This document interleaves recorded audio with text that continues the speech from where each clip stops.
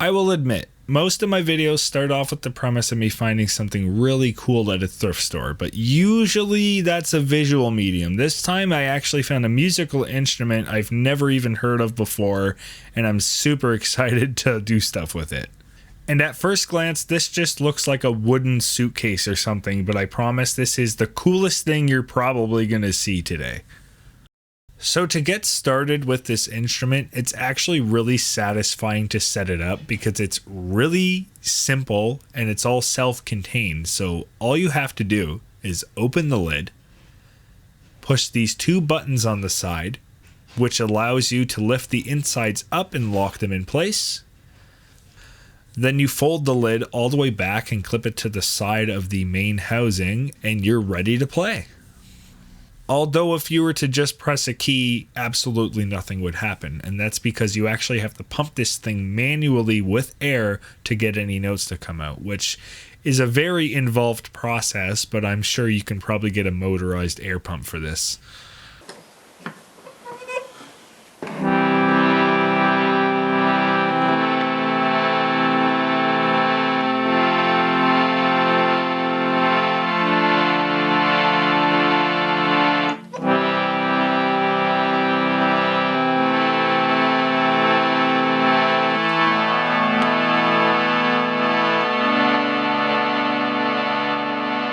But despite all of its coolness, there are two things that make it not always the best instrument to pull out.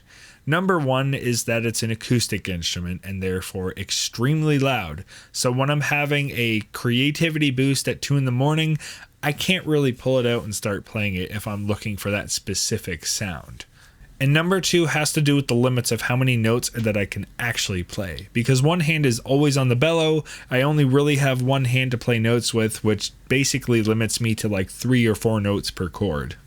And so to get around this problem, I thought I would make a preset pack for Decent Sampler, which is a VST I recently discovered and also found out you can make presets for it pretty easily.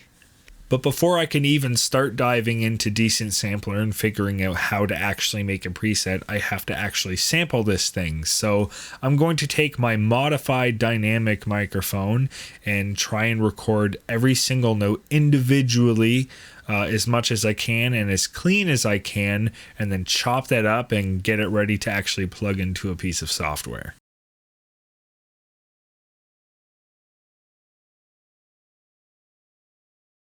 And with the recording done, it was time for me to actually start chopping it up in Mixcraft and sorting it on the timeline, labeling every single note so that when I exported it, they were all named for me already and I didn't have to go through and manually rename everything and figure out which file was which note. Basically how I did this is Mixcraft lets you set markers on the timeline that actually tell the program that it's a new song. So I exploited this a little bit and named each marker after a specific note and then just rendered the multiple tracks. If this is something you'd like to see me talk about in more depth, just let me know in the comments and I will gladly do a video on it. Anyways, with all that done, it's time for me to actually start learning how to create a preset, because I have no idea where to begin other than recording sound, which I've already done, so I can't avoid it any longer. A directory that contains a bunch of assets like WAV files and images, and a text file that basically describes how to use those assets.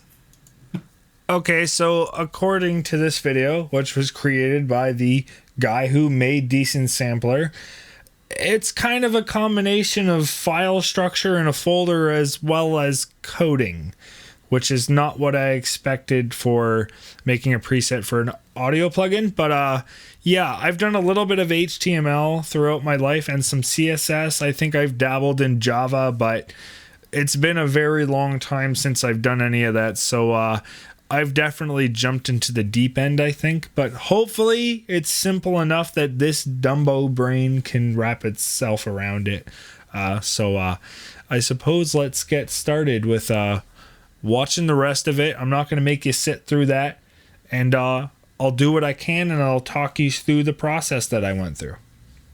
Okay, so that was an extremely grueling process of me numbering all the different files and then realizing I completely numbered them wrong and had to go do it over again. But then I accidentally repeated a number, therefore making every number after that also incorrect. So I had to go and correct all that as well. So that took me about 2 hours to finally get all the samples sorted into a folder, named properly, because I did end up changing the naming convention because it was causing problems, and then going through this file that you see here and manually typing out all the numbers and the file names to get everything functioning, doing constant loading of the preset to make sure it was functioning. And after all of that work, we're good. Okay, so it's been a few days, but I think I still remember all of what I did. And to start, I used the boilerplate that was on the website, so I didn't actually code all of this myself, but I did make a lot of modifications. And so we'll start with the labeled knob section. This is essentially what puts a visual interactive dial in the plugin window.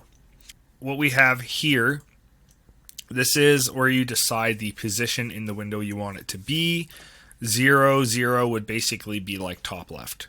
And then you kind of have to figure it out from there. I experimented a bit to find a position that I liked. Width controls how big the button is. And because it's a square, it's the same width as it is high. So I just set it to 90. That seemed to look right to me. Then you get to decide the text size, which is the label that goes above the dial so that people know exactly what's being adjusted. Because if they were all completely unlabeled, unless they were color-coded, it might be difficult for people to know exactly what's happening when you turn it. Then you can decide the color of that text. And then for the dial itself, there is the foreground color and the background color. And essentially the dial is like 2 layers. And this makes it a little easier to tell just how much that dial is turned. I'd like to see percentages in the future, that you could have the option of putting like a text percentage in the middle. If that's something that you can do, I have no idea how to do it. And if you do, leave a comment. That would be very helpful. Label is where you actually tell it what you want the text to say. So you could literally leave this the way that it is if you want it to be super standardized, like tone and release and attack. But I want it to be a little bit fun with this and kind of try and keep it a bit dragon themed because I'm obsessed apparently. So I called it tail. So it's like the tail end of the note. The type here, float, I don't actually know what that pertains to, but I was told in that video to just leave it, that it should basically always be that, so I'm not going to touch it. And then these are the values of the dial. So you have the minimum value, which is how low you can actually turn it. So let's say, like in my case, for the tone knob, or what I called heat, when I go anything below 0.3, which is 3% or 30% as far as I understand, it basically doesn't make sound at all. So if we look into my heat one here, we can see that the minimum value is actually 0.35. So that's 35%. If I go any lower than that, you basically can't even hear the instrument anymore. Probably just because of the types of frequencies that are in my sample are kind of like only in the area that it would be cutting out. So basically it's cutting everything out. And then from there, we also have the max value, how high you can turn it up. And then we have the default value. So when someone loads up the preset for the first time, what is this set to? But that's basically it for the graphical portion of the knob container. But there is also this little bit here, which just tells the software, I guess, which effect this knob is affecting. And if you scroll all the way down here, we have the sample group where we actually initialize and control all the samples individually. I'm not entirely sure what this is all about. I think this is basically initializing these knobs up here, but don't quote me on that. I'm very new to this, so we'll ignore that. Down here is the actual sample initialization. So we start off with a sample tag. And then we have to set the low note, the high note, and the root note. The low note would be the lowest note you can actually play on a MIDI keyboard to trigger this specific sample, and then high note would be the complete opposite. What's the highest note you'd be able to play? And then the root note is what the actual note of the sample you put in here is. So if I recorded a G, I'd want to set this to a key on the MIDI keyboard that corresponds to G, just to make it easier and less confusing. And then basically what it does is as you go towards the lowest note, it pitch bends it down, and it does the opposite for the high note.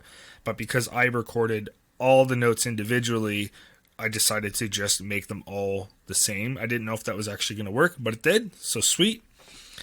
And then obviously we have the path, which is where your actual wave file is, and I had them named differently, but I decided to rename them without using things like a hashtag or whatever. So I got C3, and then I got C3 with the word sharp, and I decided to make it all in caps. Let's not do that. And then there was the length, but I just kind of left that as default because I don't actually know what that does, and perhaps I will experiment with that a little bit more in the future, but that's pretty much it. And I just went down with every single key, and I numbered all of them one by one by one. And if you're curious, this specific instrument goes from C3 to D6, I believe. Yeah, all the way to D6. So it's about 3, maybe 3.5 octaves, which is pretty decent. It's a really small thing, and I didn't even think to count how many keys were on it. So pretty decent range. And with that, after a bit of testing, it was good to go, so I decided to actually design a proper visual aspect to it, putting a background on it, changing the colors of the knobs and the text and whatever, and I think it looks pretty decent. And this is what it looks like. It's not like the most amazing looking thing in the world. I don't know if there's more customization options, but I think for my first time making a preset, that is a lot more involved than simply changing some dials and saving it as a preset. I did pretty good. But now it's time for me to actually take this and make something with it. So let's test it out.